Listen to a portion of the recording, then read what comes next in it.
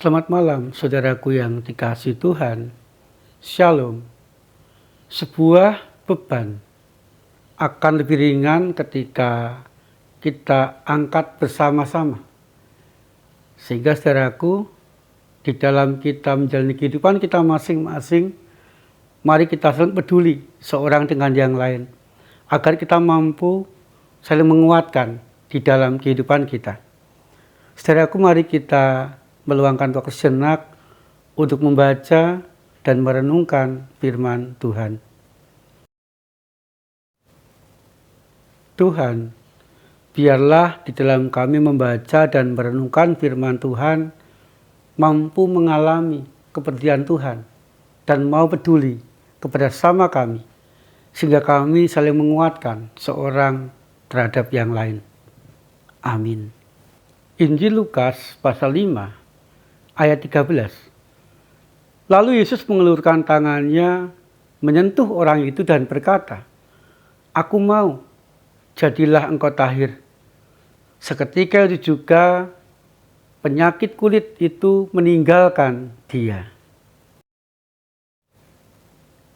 Saudaraku yang dikasihi Tuhan, sebuah permasalahan, sebuah pergumulan atau penderitaan hidup akan kita jalan lebih berat jikalau kita merasa sendirian di dalam menanggung dan melewatinya. Kita merasa tidak ada orang lain yang peduli kepada kita. Kita merasa tidak ada yang mau menemani kita. Kita merasa tidak ada yang mau menolong kita. Kita merasa dicueki baik oleh Tuhan maupun oleh orang-orang sekitar kita. Saudaraku, hal itu juga akan dialami oleh orang-orang yang kena penyakit kulit yang menular atau disebut kusta pada zaman Tuhan Yesus. Saat orang kena kusta, saudaraku, mereka mengalami penderitaan yang lengkap. Yang pertama, secara fisik, tentu dia merasakan sakit yang luar biasa. Bahkan karena saking parahnya kusta yang dia derita, ada bagian tubuhnya yang lepas. Kemudian secara sosial, saudaraku, mereka pun karena menderita penyakit penular, dikucilkan oleh orang-orang sekitarnya, tidak diterima oleh anggota keluarganya, tidak boleh tinggal di tengah-tengah keluarganya, dan bahkan ada orang-orang yang kena penyakit kusta yang harus tinggal di pinggiran kota. Padahal mereka sangat membutuhkan dukungan, cinta kasih dari orang-orang yang mengasihi dia, yaitu anggota keluarganya, tetapi tidak mendapatkan karena mengidap penyakit menular dan dicueki oleh orang-orang sekitarnya. Secara agama, saudaraku, mereka pun juga sangat menderita karena kusta atau penyakit yang menular itu dianggap sebagai kutukan Tuhan, dan mereka dinilai seorang yang berdosa, seorang yang najis, seorang yang tidak layak untuk beribadah di bait Allah, seorang yang tidak boleh berdoa kepada Allah. Tentu saudaraku, ketika orang tidak berdoa kepada Allah dan tidak beribadah di bait Allah, dia tidak merasakan kehadiran Allah di dalam hidupnya. Dan dia pun juga tidak merasakan cinta kasih, tidak merasakan kekuatan, tidak merasakan kepedulian dari Allah yang sangat mereka butuhkan. Orang yang kena kusta atau penyakit yang menular pada waktu itu merupakan orang-orang yang sangat menderita, tersisihkan, dan tidak merasakan kehadiran Tuhan. Saudaraku yang dikasihi Tuhan, dalam ayat yang kita baca tadi, kepada orang kusta itu Tuhan Yesus menunjukkan kepeduliannya. Ketika semua orang menjauhi orang kusta, bahkan ketika banyak orang mengucilkan orang kusta, mengusir orang kusta dari dalam kota dan pergi tinggal di pinggiran kota, firman Tuhan mengatakan, Tuhan Yesus mendekat kepada orang-orang kusta itu. Tuhan Yesus mau bercakap-cakap kepada orang kusta itu. Dan Tuhan Yesus mengatakan, maukah engkau sembuh? Kemudian yang kedua, tidak hanya bercakap-cakap, tidak hanya mendekat, tetapi Tuhan Yesus menyentuh orang kusta itu.